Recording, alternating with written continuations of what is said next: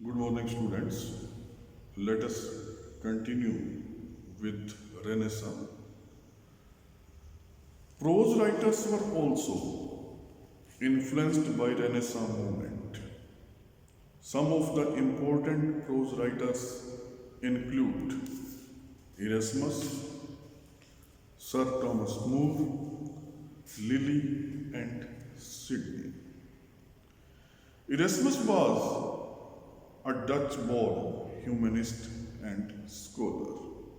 He had very close relations with England. He came to Oxford to learn Greek.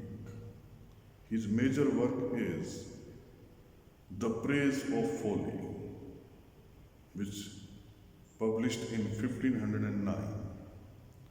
It is a satirical work. It ranges widely over all aspects of public life in the contemporary world. It is a powerful satire on ignorance and corruption prevalent in the contemporary society. Erasmus scrupulously avoided court patronage. That is why this work satirizes court promotion and court corruption. This book at once became famous.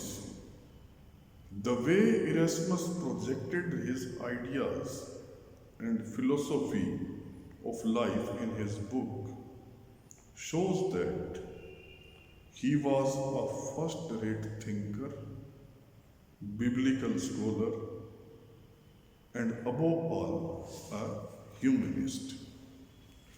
His influence on Renaissance thinkers in England was immense. His constant criticism of clerical abuse and folly had a profound impact on the minds of the readers. There is much truth in the saying that the Reformation was an egg laid by Erasmus and hatched by Luther. Another important prose writer was Sir Thomas More. He was a leading humanist of the day. His Utopia is an account of an imaginary, newly discovered country. It was written in Latin and translated into English in 1551. The idea of an imaginary country was stimulated by recent Portuguese, Spanish, and Italian exploration.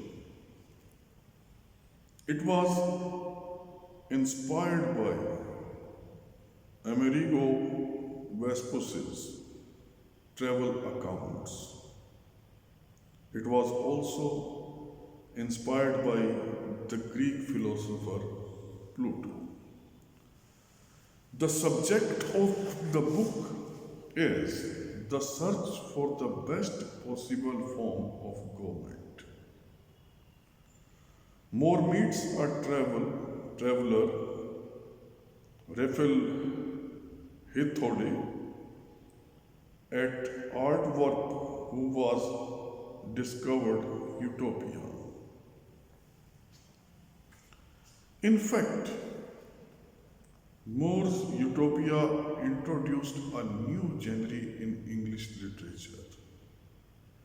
Its most notable successors in the 17th century were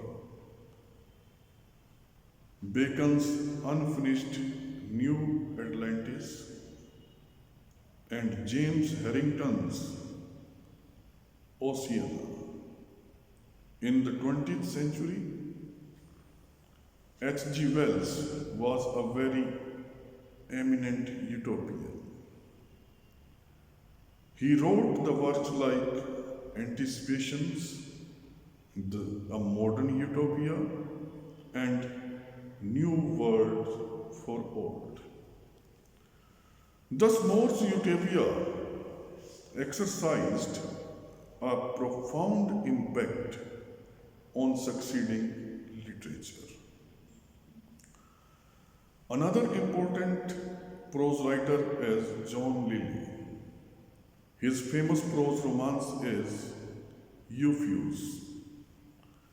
Its first part, Euphues, The Anatomy of Wit, was published in 1578, and the second, Euphues and His England, came in 1590. Its plot is borrowed from Boccaccio. It is famous for its peculiar style, which was new and fascinating.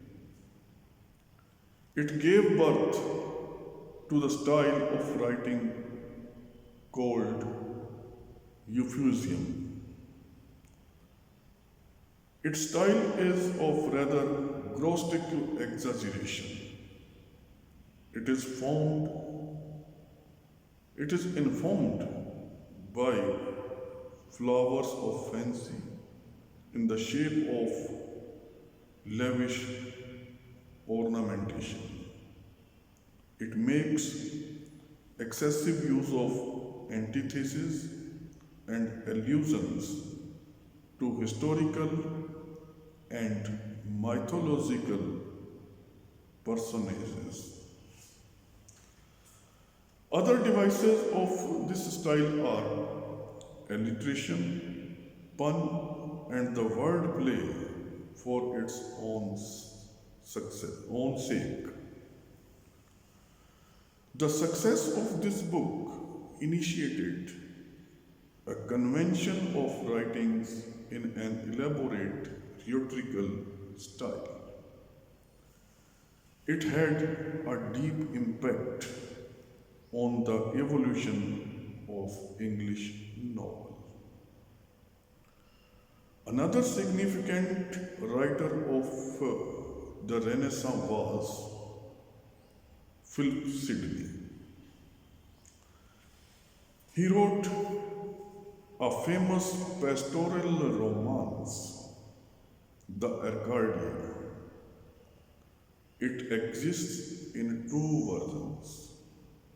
The first version is known as Old Arcadia, and the second version is known as New Arcadia. It is interspersed with poems and pastoral eclogues. Sidney shows that love can be an ennobling force as well as an educative passion. But at the same time, it can also overthrow reason, bring shame and undermine of the life of heroic action. This work inspired King Charles I during his confinement. Charles Lamb was delighted to read it. He found great merit in the noble images, passions, sentiments, and poetical delicacies of character, which were scattered all over the Arcadia. However, John Milton regarded this work merely an exercise in escapist fantasy. Hazlitt was also critical of this work. He regarded it as one of the greatest monuments of the abuse of intellectual power upon record. T.S. Eliot also condemned it as a monument of dullness. However, in the later 20th century, this work again gained popularity and appreciation. Critics like C.S. Lewis discovered that it was a great work which still had a meaningful relevance for our ages. Thus, it is clear that self expression and self reliance,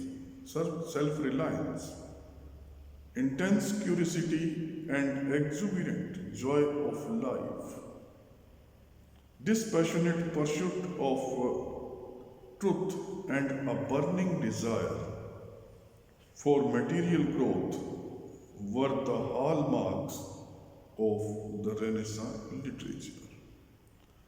Another characteristic feature of Renaissance literature is the coinciding of Renaissance and Reformation in England.